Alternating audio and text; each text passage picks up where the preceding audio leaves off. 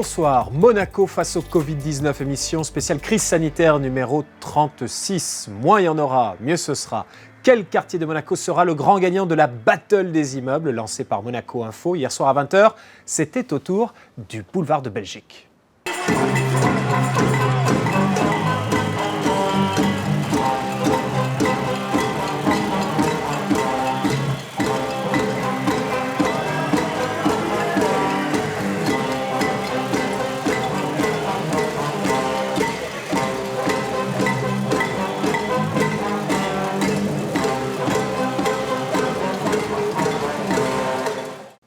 Voilà, la barre est haut. La rue Platy fera-t-elle mieux ce soir? Et c'est pour la bonne cause. Il faut soutenir tous ceux qui sont en première ligne face à cette crise. Et en plus, il y aura un cadeau surprise à la fin. Donc ce mercredi soir à 20h, nous serons au niveau de la rue Platy et de l'avenue Crovetto-Frères avec Ferxel au micro et Erwan aux commandes du drone. À tout à l'heure. Au sommaire de votre émission ce soir, comment les familles de Monaco appréhendent-elles le retour à l'école? Nous serons en ligne avec des parents qui attendent avec impatience de connaître les modalités de rentrée des classes à Monaco. Si vous êtes un lecteur assidu de Monaco Matin, vous vous êtes aperçu que le journal avait changé. Comment le quotidien Nice Matin s'est-il réorganisé face à cette crise? La diffusion du journal a-t-elle évolué entre le papier et le numérique? Nous serons en duplex avec son directeur des publications, Denis Caro. Mais tout de suite, le point info avec vous, Alexandra Pani.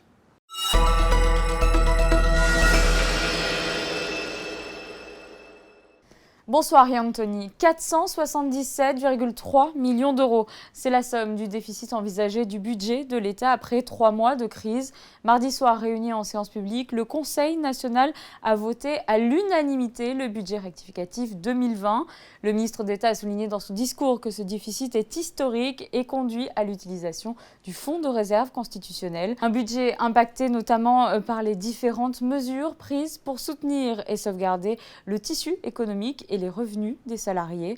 Nous les avons déjà évoqués dans cette émission, mais pour vous en citer quelques-unes, l'on peut rappeler les conditions de prise en charge du chômage total temporaire renforcé qui bénéficie à 22 500 personnes à ce jour, les aides en faveur des entreprises et des travailleurs indépendants, la gratuité des loyers pour les professionnels exerçant dans un local domanial ou encore la simplification d'octroi des prêts bancaires. Ces mesures essentielles et urgentes auront des conséquences sur les finances publiques encore incertaines pour l'heure.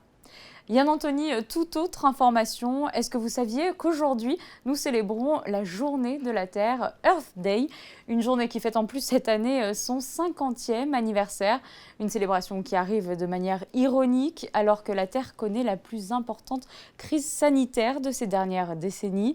Alors profitons de cette période de confinement pour peut-être réfléchir aux actions du quotidien que nous pouvons adopter pour la protection de l'environnement.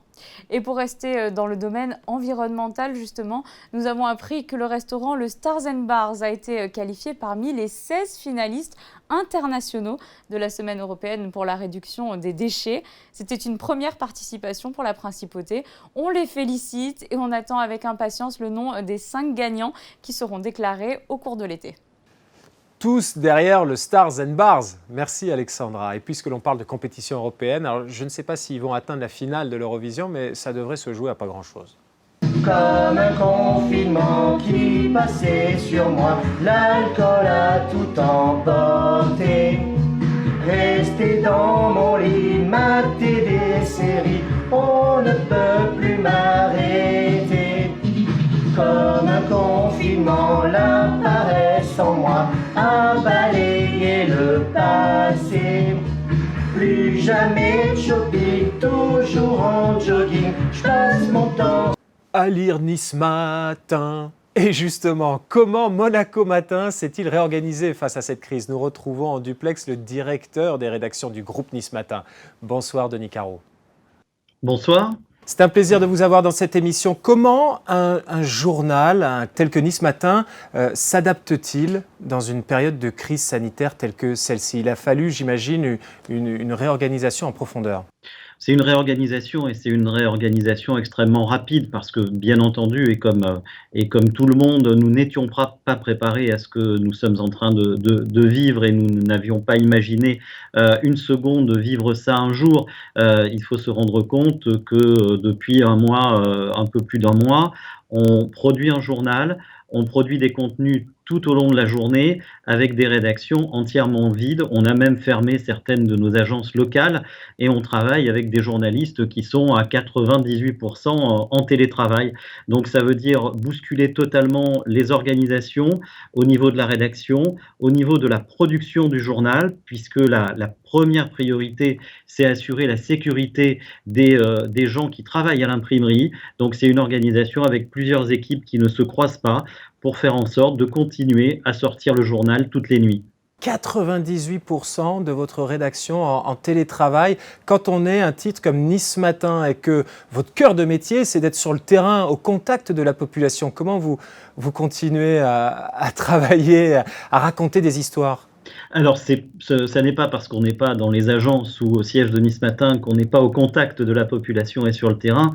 On continue bien évidemment à aller sur le terrain avec des précautions, avec les mesures barrières et avec toutes les précautions d'usage. Mais nos photographes, nos journalistes sont sur le terrain, continuent à être au contact des différents acteurs de terrain, de la population et à raconter ce qui se passe, que ce soit à Monaco, dans les Alpes-Maritimes et le Var. Vous arrivez, vous parvenez à acheminer les journaux, à diffuser votre journal, que ce soit au niveau des abonnements, donc à domicile ou encore en kiosque. Comment ça se passe ? Alors, en kiosque, ça peut être difficile à certains endroits, puisque certains diffuseurs de presse ont fermé. Ils ont fermé parce que soit ils n'avaient pas suffisamment de clients, soit pour certains, ils ont souhaité se protéger. Donc, on a des diffuseurs qui ne distribuent plus le journal aujourd'hui. C'est de l'ordre de 10% de nos diffuseurs de presse. Donc, ça, c'est effectivement un problème. Pour le reste, il n'y a jamais eu de rupture et tous nos abonnés sont livrés dans leur boîte aux lettres tous les matins par nos porteurs de presse qui sont sur le terrain. On a eu quelques démêlés avec la Poste qui, mais comme l'ensemble du service du courrier, a cessé de distribuer le courrier tous les jours, privant 6000 de nos abonnés de leur journal et surtout des abonnés qui ne bénéficient pas du portage à domicile et qui sont dans les zones les plus reculées. Donc là, on leur a enlevé un élément de lien social important. Donc tout est en train de rentrer dans l'ordre, mais ça a été un problème pendant un certain temps. Est-ce qu'il y a un report de ces abonnés vers vos éditions numériques ? Alors c'est clair, il y a un report d'une partie des abonnés papier vers les abonnements numériques, mais il y a surtout de nouveaux internautes qui souscrivent à nos offres numériques et à l'abonnement numérique. On a véritablement une explosion des abonnements numériques depuis un petit peu plus d'un mois, ce qui est une bonne chose, puisque la transition numérique, on est en plein dedans, c'est pas nouveau, mais cette crise est en train de l'accélérer. Et ce qui est intéressant pour nous aussi, c'est que c'est pas le numérique contre le papier. Le papier et les ventes se maintiennent à un niveau tout à fait acceptable.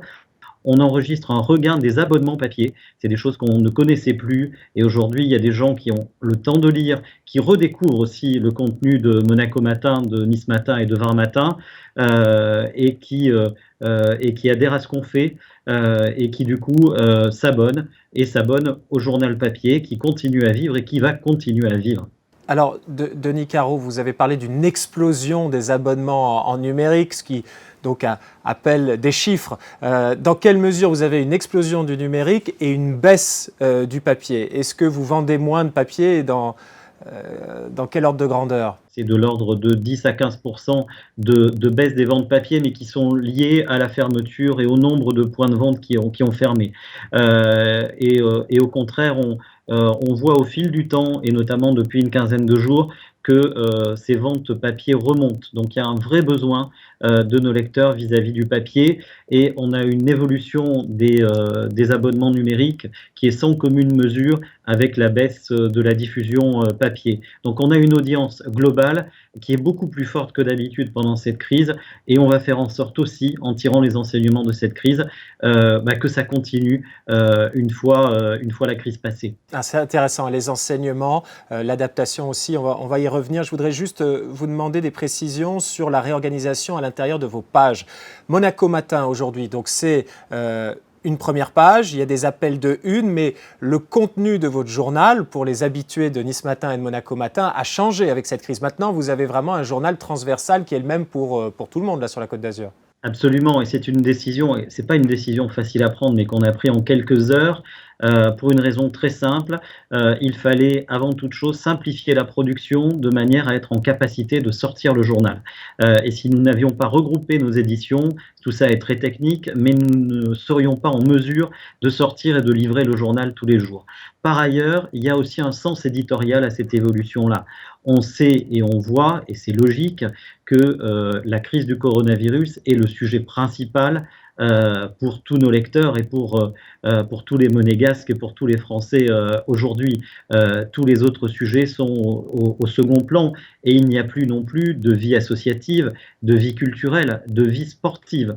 Donc cette actualité-là envahit nos esprits, est la seule et en tout cas la plus importante, et on a la nécessité de la traiter de manière transversale parce qu'il y a des aspects qui sont nationaux, voire internationaux, et puis ce qui est la valeur ajoutée de nos journaux et de nos titres, c'est l'information locale, et de savoir quelles sont les décisions qui sont prises à Monaco, de quelle manière cette crise est vécue à Monaco, quelles sont les réactions, les décisions des différents acteurs monégasques, quelles sont les actions de solidarité qui voient le jour ici ou là. On est vraiment dans le cœur de notre métier et dans le cœur de notre vocation d'information de proximité. Mais en même temps, aujourd'hui, Denis Caro, dans les choix éditoriaux que vous opérez, étant donné que c'est transversal, quand vous traitez une actualité monégasque, il faut aussi qu'elle intéresse l'ensemble de la région. Vous n'allez plus traiter une actualité monégasque qui n'intéressera que les monégasques.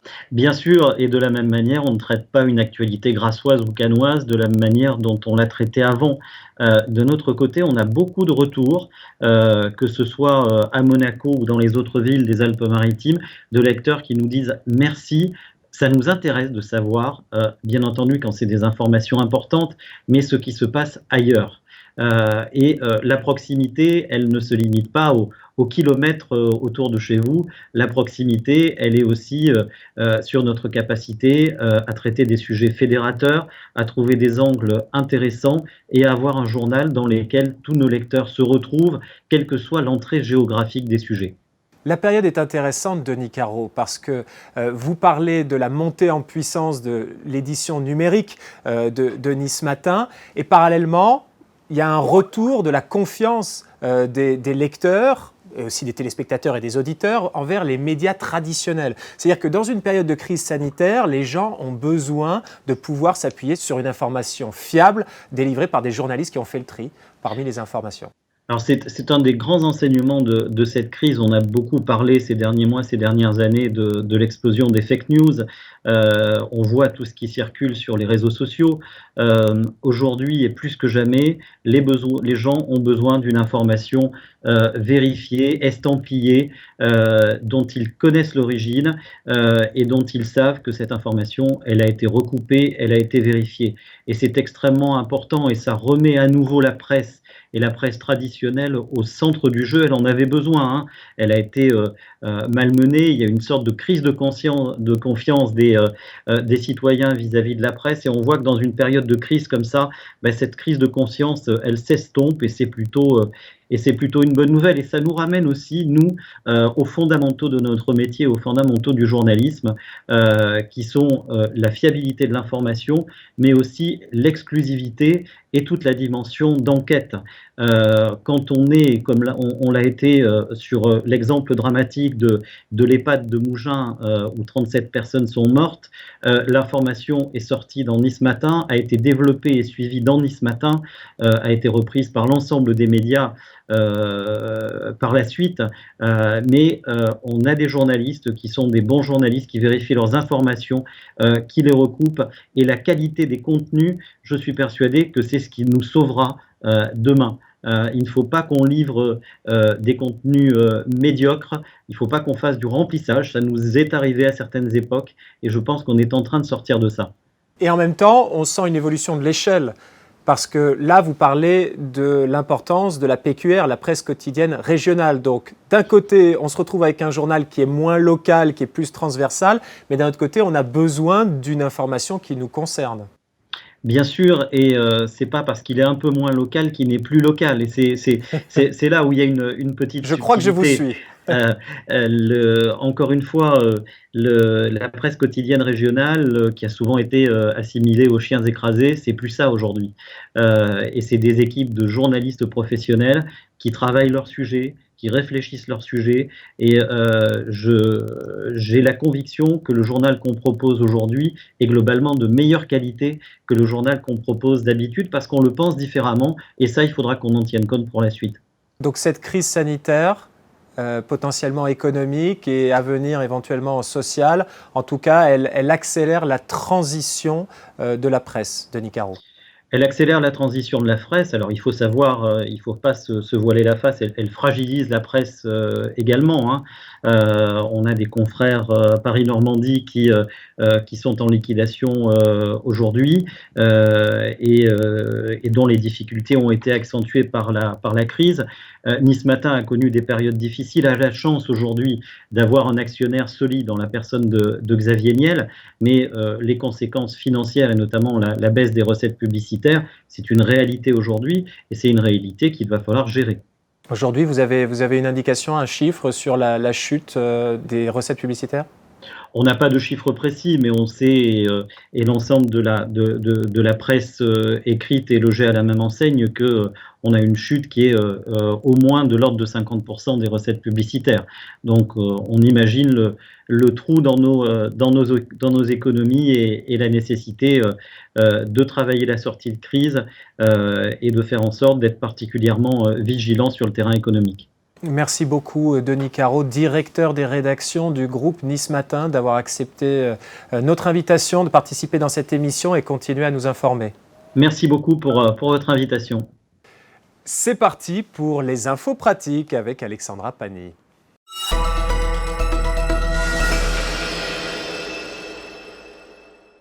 Yann Anthony, dans ce point info pratique, je vous propose une sélection de plusieurs applications et plateformes pour aider les entreprises et pour notre quotidien. On commence avec Millésime. Cette plateforme a pour ambition d'aider et de conseiller les entreprises durant cette crise. On y retrouve des contenus vidéo, des podcasts, des articles, des interviews d'entrepreneurs et des webinars autour de conseils marketing, business, mais pas seulement. L'inscription est bien sûr gratuite et l'adresse est simple, millésime.best. Donc si vous êtes un entrepreneur, n'hésitez pas à y faire un tour pour trouver de bons conseils. Autre site internet, à l'attention du grand public cette fois, aidmonaco.info. Je vous en avais déjà parlé lors de sa création. Il permet de recenser les personnes souhaitant apporter leur aide aux personnes isolées pendant le confinement. Une nouvelle option est venue s'ajouter pour faciliter notre quotidien en y recensant tous les commerces de la principauté ouverts ou qui proposent des services de livraison. Et même idée du côté de l'application Carlo, une application qui est née il y a plusieurs mois en principauté pour favoriser l'économie locale par un système de cashback sur chaque achat effectué dans nos commerces de proximité. Et dans cette même ligne, les créateurs de l'application ont souhaité ajouter une option qui recense l'ensemble des restaurants et commerces qui proposent la vente à emporter ou la livraison durant cette période de confinement. Aide à Monaco ou Carlo, faites votre choix. Face au virus, la résistance est en place. Voici le best-of de vos posts sur le réseau Malizia.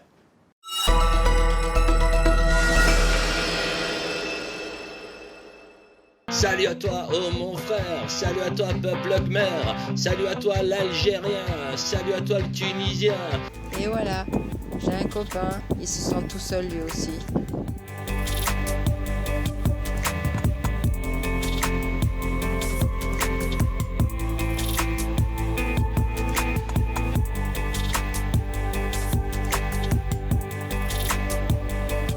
Et je dis aussi salut à tous les monégasques.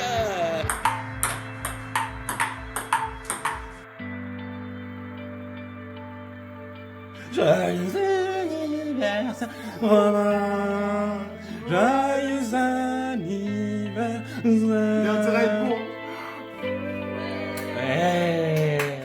La réouverture des écoles sera progressive à partir du 11 mai en France. Les écoliers de grande section, de CP et de CM2 devraient être les tout premiers à rentrer. Et après 3 semaines, tout le monde, crèche, école, collège et lycée, aura réintégré avec des groupes ne dépassant pas les 15 enfants. Alors ça, ce sont pour les grands principes, mais il y aura une grande souplesse locale. Nous devrions connaître les modalités en principauté en début de semaine prochaine au plus tard. Comment les familles de Monaco se préparent-elles? Nous serons dans un instant avec Stéphanie de Werp-Massé. Mais tout de suite, nous rejoignons une première maman en duplex. Bonsoir, chère Amine Beauseigneur.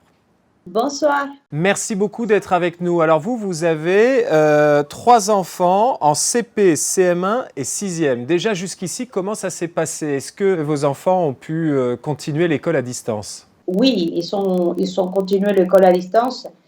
La première semaine, c'était assez dur parce que le temps de se mettre un petit peu en place, le temps d'aménager un petit peu la maison par rapport à chacun, parce que comme j'en ai 3, en plus, celui qui est en CP, il commençait à peine tous les cours plus importants, on va dire, voilà. Vous êtes à l'aise à l'idée que vos enfants reprennent l'école? Oui, à un moment donné, je pense que voilà, il faut laisser la peur de côté et on a pris ici à Monaco, les messieurs, on était vraiment épargnés par rapport à tout ce qui s'est passé. Moi, je suis vraiment, en plus, je suis en disposition aussi pour la DASO, pour mon travail.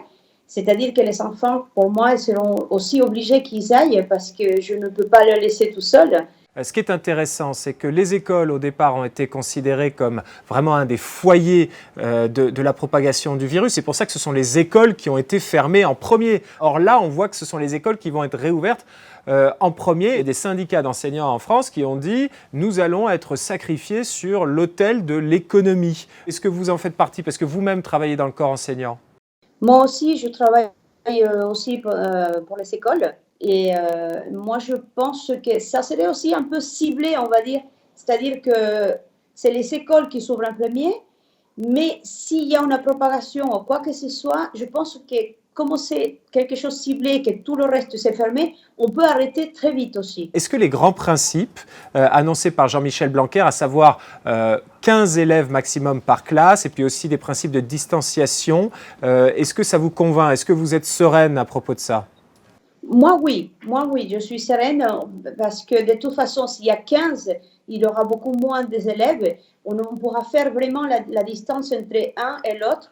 Ce qui va être le plus difficile, ça va être pour les enfants qui sont l'habitude de jouer, de rester, mais je pense qu'ils ont pris conscience pendant le temps qu'ils sont restés en confinement que voilà, que c'est pas quelque chose d'anodin et qu'il faut quand même suivre et continuer à vivre aussi. Est-ce que vous avez hâte que les enfants retournent à l'école? Est-ce que les enfants, eux, ont hâte de retourner à l'école?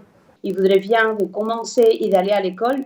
Moi, je pense que petit à petit, il va falloir commencer. Il faut laisser un petit peu la peur et de croire que voilà, toutes les mesures à Monaco, elles ont été faites vraiment bien. On n'a pas eu autant non plus des cas. On était bien épargnés ici. Merci beaucoup, chère Amine Beauseigneur, d'avoir accepté de témoigner dans cette émission. Merci à vous.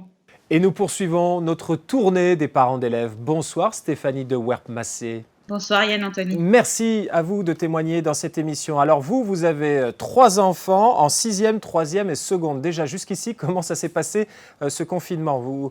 Ça va à la maison? Très bien. Honnêtement, à part la première semaine qui a été de mettre tout en route, tout le reste s'est très très bien passé grâce aux professeurs et grâce à des enfants très sympathiques quand même. Oui, très sympathiques. Alors, vos enfants sont assez sportifs, d'après ce que j'ai vu. Oui, les 3 sont dans la section de water polo à Monaco. Donc ça a été un petit peu un choc d'arrêter tout d'un coup. 3 à 4 entraînements par semaine, chaque entraînement c'est 3 heures. Donc ça a été un peu un choc physique, mais ça va, on a surmonté. Bon, très bien. Maintenant, il faut parler du retour à l'école. Moi, j'ai une de mes filles, par exemple, qui a dit « Je ne le dirai plus jamais de ma vie, mais l'école me manque un petit peu ». Est-ce que l'école manque à vos enfants? Alors, j'en ai 2 à qui ça manque. Le dernier, il est en bon contact avec ses copains et avec ses professeurs grâce aux super moyens techniques. Donc lui, le confinement, ça ne le gêne pas. Bon. Là, on n'a pas encore les mesures, elles n'ont pas encore été annoncées à Monaco, mais vous avez évidemment suivi les mesures annoncées par le ministre de l'Éducation nationale française. Qu'est-ce que vous en pensez à ce stade? Donc un retour progressif à partir du 11 mai. Alors, personnellement, je suis pour un retour à l'école, une structure, revoir leurs professeurs, revoir leurs copains, reprendre un peu les cours en classe. Mais c'est vrai que je me pose encore plein de questions sur dans quelles conditions ça va se passer. Mes 3 enfants ont tous les 3, une mise en place pour aller au collège et au lycée de manière différente. Ceux qui vont au collège, ils y vont à pied. Celui qui va au lycée, il y va en bus. Donc déjà, pour moi, c'est un questionnement pour aller en bus jusque là-bas, le contact avec les autres. Puis après, ceux qui sont au collège, eux, ils ne vont pas à la cantine, ils rentrent déjeuner à la maison. Donc pour ça, il n'y a pas de souci. Par contre, mon fils aîné, lui, il va à la cantine. Donc cantine, dans quelles conditions? Est-ce qu'à ce moment-là, peut-être on fait les lunchbox comme à l'anglaise et à l'américaine? Je ne sais pas. Donc j'aimerais en savoir un petit peu plus dans quelles conditions. Je suis pour le retour, mais j'aimerais en savoir un petit peu plus. Vous, quelles sont les conditions auxquelles vous accepterez de remettre vos enfants à l'école? Alors, personnellement, j'ai entendu parler, parce qu'on entend parler de possibilité de diviser les classes en groupes. Alors peut-être une séparation en groupes alphabétiques, la classe est divisée en 2, faire peut-être une semaine le groupe A et une semaine le groupe B, ou 3 jours de la semaine pour un premier groupe, 2 jours et tout, mais séparer, c'est vrai, peut-être les classes en 2 groupes et essayer d'alterner pour y aller. Stéphanie de Werp-Massé, j'ai été interpellée par le tout premier mot que vous avez utilisé dans votre réponse. Vous avez dit: personnellement, moi, j'y vois pas d'objection à remettre mes enfants à l'école. C'est-à-dire qu'autour de vous, vous avez d'autres parents qui, eux, ne sont pas tout à fait d'accord? Oui, j'en connais beaucoup. Alors, les questionnements, ce sont beaucoup des parents étrangers qui sont résidents à Monaco, pas forcément que des anglo-saxons, qui eux ont vraiment très très peur du retour à l'école et qui sont pour l'instant vraiment très contre ce retour. Moi, je suis plutôt pour, parce que je pense que peut-être le gros de la crise, le gros de la pandémie est passé, j'espère, et qu'on va vers une fin. Mais c'est vrai que beaucoup de parents, pour l'instant, sont très négatifs vis-à-vis de ce retour, que le télétravail pour eux leur convient très très bien et qu'ils préféraient le télétravail plutôt qu'à la peur d'envoyer les enfants à l'école.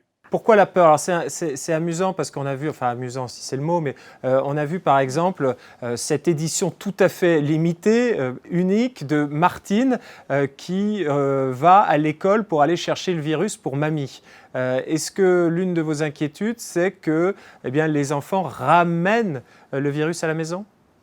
Alors, non, pour moi, c'est pas ça. Alors pourtant, j'habite dans mon appartement avec ma maman, qui est personne âgée, qui est avec nous. Il y a mon mari, il y a mes 3 enfants. Et votre maman, elle n'est pas inquiète? Très attention pendant cette période de confinement. Et je sais que mes enfants pourraient ramener le virus, mais on essaie de vraiment faire les gestes barrières. Et non, c'est pas vraiment une grosse inquiétude, non. Bon, globalement, tant que je vous tiens, Stéphanie de Werp-Massé, comment vous avez vécu ce confinement jusqu'ici? Je sais qu'il y en a beaucoup qui l'ont mal vécu, mais nous sommes 6 dans l'appartement et nous avons l'habitude de rester beaucoup entre nous et on l'a très très bien vécu. On en a profité pour passer encore plus de temps ensemble parce que personnellement, juste avant le confinement, je trouvais que la vie, elle allait très très vite, que les enfants, entre les cours, les entraînements, les week-ends où il y a les tournois, mon mari qui voyage beaucoup, je voyais le temps passer très très vite et je trouve que cette période de confinement nous a permis de nous retrouver, d'être ensemble, de faire des longues séances films à la télé. Bon, comme chez tout le monde, je pense qu'il y a eu des engueulades, hein, ça a été un petit peu haut en décibels, mais je l'ai vraiment très très bien vécu et voilà. Moi, ça ne sera pas un cauchemar, ce confinement. Bon, si les engueulades, c'est haut en décibels chez vous, n'hésitez pas à vous engueuler sur les balcons tous les soirs à 20h dans le cadre de la battle des immeubles organisée par Monaco Info. Merci beaucoup, Stéphanie de Werp-Massé, pour votre témoignage dans cette émission. Et puis voilà, c'est toujours agréable d'entendre des gens dire qu'ils sont finalement satisfaits, qu'ils vont tirer des bonnes choses de ce confinement. Merci pour cette note d'optimisme. À bientôt. Merci Yann-Anthony. Au revoir. Voici à présent le best-of des réseaux sociaux.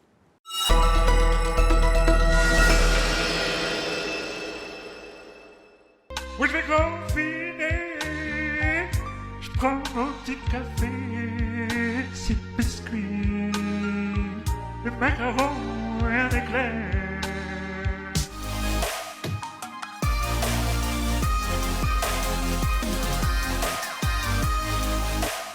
Oh, j'ai faim, je me sens pas bien.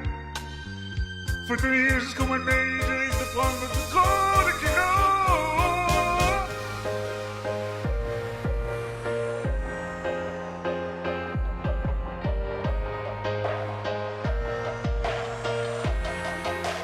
Oui, j'ai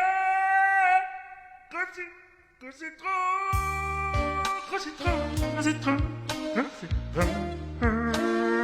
Monaco face au Covid-19, c'est votre programme. À vous de nous alimenter en rejoignant le réseau Malixia et à nous de vous informer 7 jours sur 7 à 19h, tout le temps de cette crise. À demain sur Monaco Info.